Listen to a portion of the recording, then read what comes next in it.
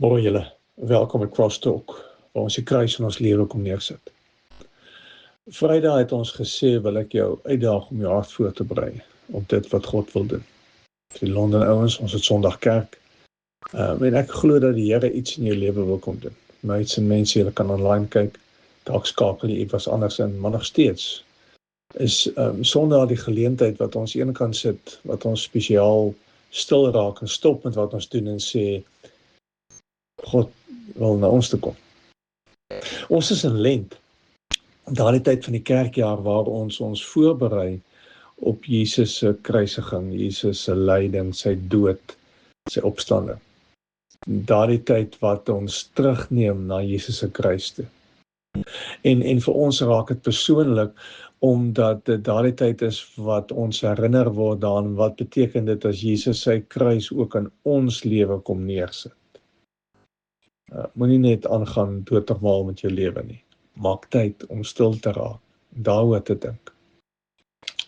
Want die kruis is waar ons journey met hierdie Here begin. En die kruis kos hom sy lewe. Dis nie iets cheaps wat jy net kan afvee nie. Want alles wat ons is, word bepaal deur Jesus se kruisiging. Alles wat ons met mense mee besig is, alles wat ons in die kerk mee besig is, alles wie ek as mens is, word deur Jesus se kruis bepaal. Ek lees 'n aanhaling van Desmond Tutu. We are human through our relationships with others. We can only be human together. En op 'n sekere level wil ek presies dieselfde sê oor ons verhouding met God.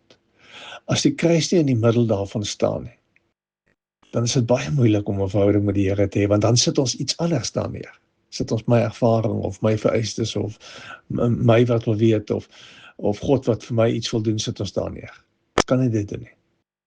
So as die kruis neersit, dan is dit Jesus. Dan is dit Jesus wat vir ons so lief was, dat hy vir ons gesterf het.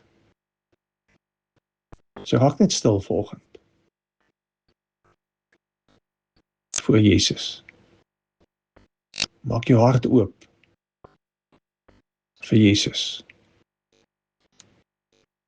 Gaan buig weer vanoggend voor die kruis.